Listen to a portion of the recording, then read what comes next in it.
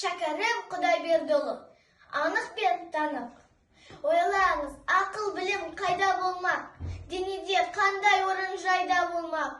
Білуін алу, ұнату, ақылысы, қайтсезен, қайткенде пайда болмақ. Тән сезіп, құлақ естіп, көзбен көрмек, мұрын тілдерінен хабар бермек.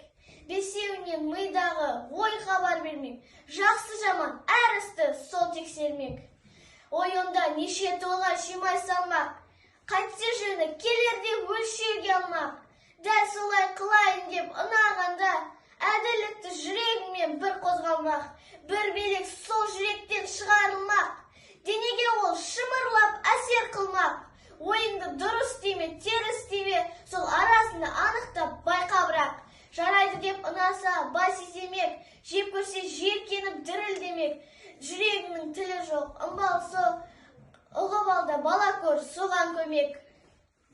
Қазақта жоқ ақылмен ой бекетпек, нәпсі ұнаса болғаны бәрі бітпек. Тәуекел деп ат қойып ықтималға, байлау жоқ нәрседен